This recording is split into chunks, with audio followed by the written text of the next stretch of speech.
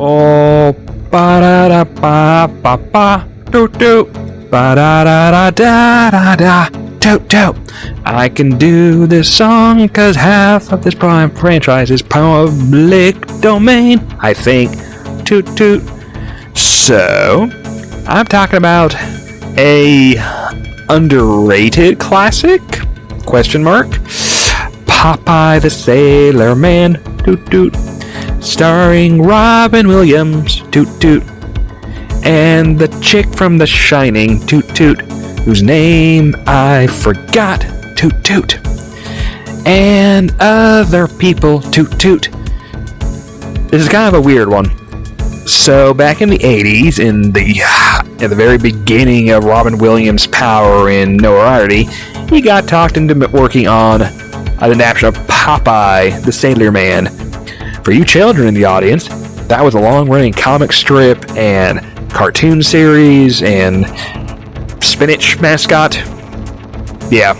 It's like the Flintstones. You don't know who the Flintstones are anymore. They're on the vitamins and Fruity Pebbles.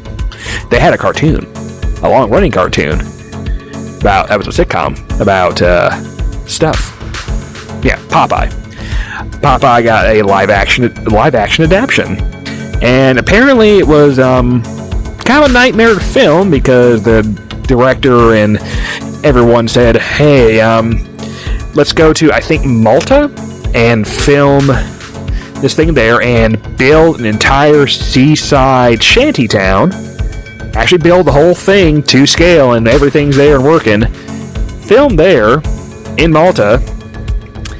And let's have our lead actor wearing giant prosthetic Popeye arms. Because, Popeye, as well force him to squint his eye the entire time. So he had to squint to Popeye and just go with it.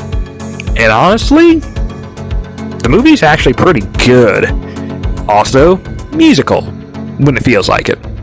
Not all the time, but there's musical numbers. They're pretty good. Shelley Duvall, that's who I'm thinking of. Shining Lady. She's Olive Oyl, which I don't want to call that her well cast, I suppose, but yeah, she works really good as Olive Oyl. Robin Williams' Popeye is a little weird, I would say, just to get... Popeye does not look like a human at all, so getting someone to look that way and get used to him, it takes a little bit of time. Robin Williams, he does a good job, honestly, but it still feels a little not completely there, I'd say, but that's just kind of me. I don't know. I don't have that much of an attachment to Popeye of all things either, so mileage will vary. He does a pretty nice job with it though, and he gets the voice good. Like, I am what I says I am, and whatever. This is the caliber of my impressions you're getting, by the way. You're welcome. But yeah, this is an adaptation of Popeye the Sailor Man comic strips, and specifically the comic strips. Apparently this thing's production with the original creator wanted it to adapt just the comic strips, to ignore the cartoons at all, because apparently the cartoons, he wasn't happy with them. They actually apparently pissed him off right the hell off. So this is straight up adapting the parts of the comic strips.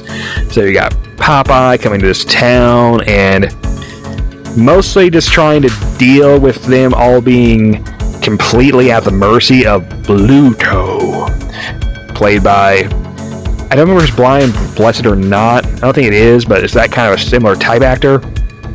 I could do research, but, cat. Don't expect me to do anything. I'm lazy. I'm going to lick my own asshole and not ignore my owners for days on end, and then expect petted immediately when I want it. Cat. But yeah, the entire town is under the iron thumb of Bluto, who is very large. Oh, that's a fun song. That's one of the best bits in there. Is just Olive Oyl going large. This is a fun one. But yeah, the whole town is scared shitless of Bluto and his gang. Popeye comes in and is an inhuman monster of massive strength, and just kind of shenanigans happen to get him into the town's good graces. And Olive Oyl was going to marry Bluto, but then Popeye comes in and she goes, well, I have this huge, fairly abusive monster man who wants to marry me, and I have this other ghoulish creature of a man who is a bit better, doesn't potentially want to just kill me after coitus. So, you know, a little better options. And then a baby comes in they just adopt, and then they just kind of become a couple, and such a sort of happens in here, mostly because it's adapting various little comic book strip plot lines. So, like, it gives it a whole slice of life element. So, like, here's this bit, and then here's this bit. Now they're doing a boxing thing, and oh, the baby has borderline psychic gambling prediction powers. I did mention this movie's weird. And all leads to a massive boat chase ending that's incredibly long and has a giant octopus fight. And the octopus clearly did not work. So it's mostly Robin Williams rolling around with a half-deflated octopus puppet. Pretty good, honestly. Pretty fun. And overall, this thing is weird, but it's entertaining. It's very earnest in what it's doing. Mostly Robin Williams. Robin Williams, great. Great. Genie joke. I did Tony the Tiger joke instead of a genie joke. Cat. Lazy. Meow. But yeah, he's great. Shelley Duvall's Olive Oil is actually the best cast in this entire casting person in this entire thing. Bluto's really fun too.